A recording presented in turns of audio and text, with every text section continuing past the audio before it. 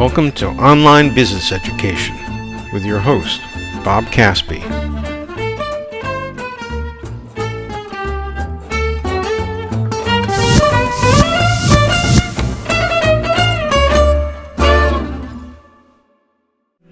This video is for entrepreneurs who want to create their own startup.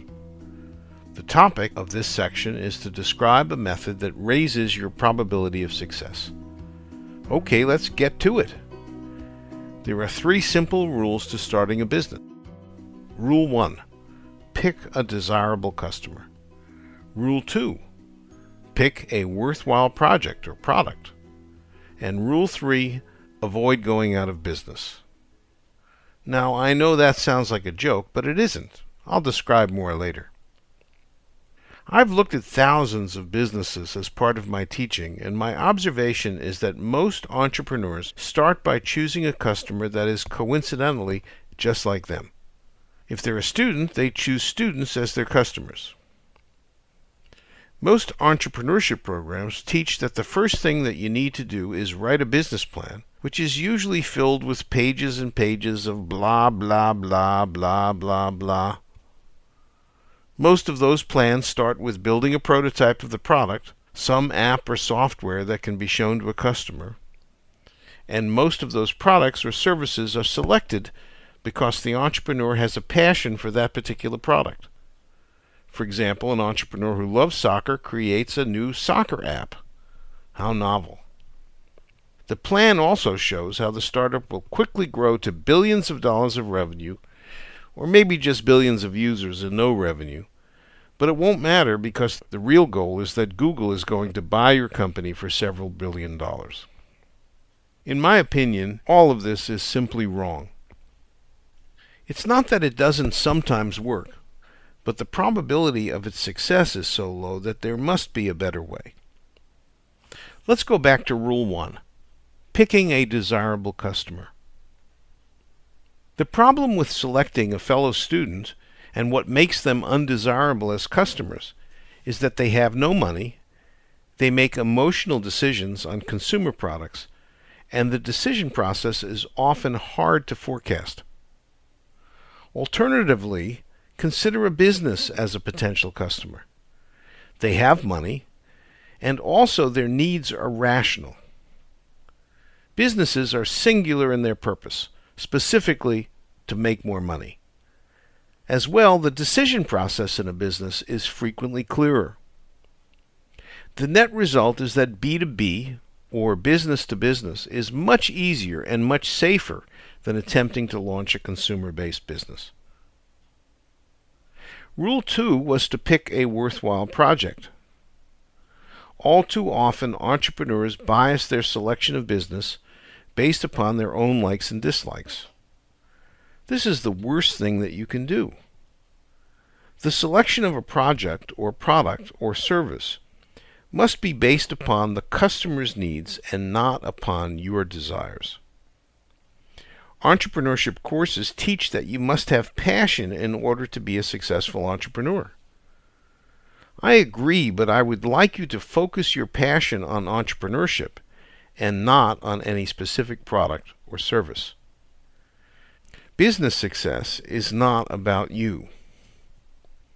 And note importantly, the price of the product is a function of what the customer is willing to pay for it and not what it costs you to build. It's all about the customer's frame of reference, not yours.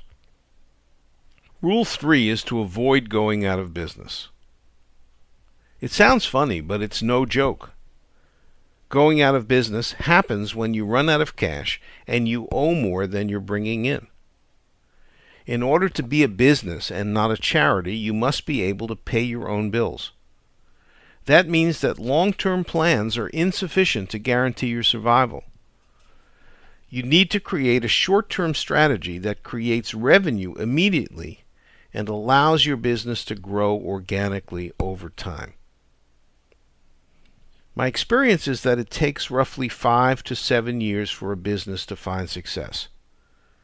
And the challenge for small businesses is to manage their cash flow in a way so that they can survive allowing good things to happen to them. Often that means being creative about the first few deals that you do and modifying the transaction so that you get more cash up front and the customer gets something in return. Here are 3 simple actions that you should take to start a business. First, pick a rich business that needs help. Then make a product that meets their needs. And finally, create a transaction that fits your immediate cash needs and begins your journey in business. If we examine what kills most small companies, I can show you why inverting the process and starting with the customer works so well. Most small companies die because the customer acquisition cost, or CAC, is higher than the available margin from the transaction. For example, assume we have a product that we sell for $100, and let's assume that the build cost is $50, leaving us a gross margin for each transaction of $50. If our selling costs are $60, then every time we sell a product, we burn some cash and lose $10. The more we sell, the more we lose. The selling cost is comprised of marketing costs, for example, mailings or advertising, plus the actual selling costs, for example, telephone time or visiting the customer, the labor costs and travel costs associated with selling. Many companies never figure out how to reduce the sales and marketing costs and simply burn their raised capital until they run out of money. So a key to your survival is to understand and control your sales and marketing costs. If we return to a prior argument where I was talking about B2B being much easier, this is the reason why. For consumer products that are typically small transactions, the CAC is a larger percentage of the transaction value. Thus, the risk is higher that you will fail.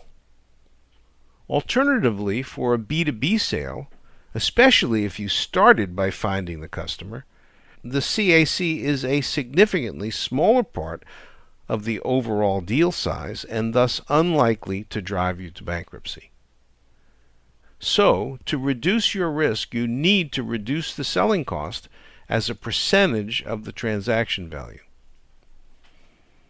The third action is to create a transaction that minimizes your short-term cash needs.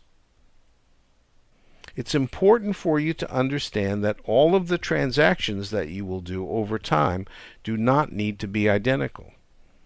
When you're just starting, it's important that you create transactions that maximize the short-term cash that you receive. Over time, you can modify the transactions so that you are maximizing the profit, as any company would. For example, your first customer might get a special discount for an upfront payment. Or possibly you could give your first customer royalties on future sales to other customers in exchange for helping you finance the project with upfront money. But warning, under no circumstances should you invite your first customer to be an investor or equity holder in your company. You don't want your customers to be looking over your shoulder at your books and possibly forming an opinion that you're making too much money. Nor do you want to include in the early decision process of your customer the people who are more normally involved in acquisition and investment strategy. You want to limit the decision process to as few people as possible.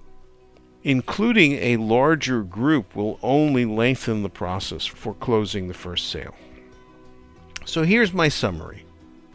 Start with a desirable customer, learn their business model inside and out, and discover their needs and opportunities. This can best be done by interviewing many stakeholders in the company. Use your own network to select and approach good candidate customers. Then, using your own out-of-the-box thinking, after all, you've never even been in their box, create an improvement to their business model that solves a problem for them and increases their profit and possibly revenue. Make the price a function of the value that you deliver and not the cost of building the product. Most companies, for example, are happy with a 1-year payback for improvements. And make sure that you create a transaction that serves your needs from a cash flow perspective so that you can live long enough to find the next customer. Thank you.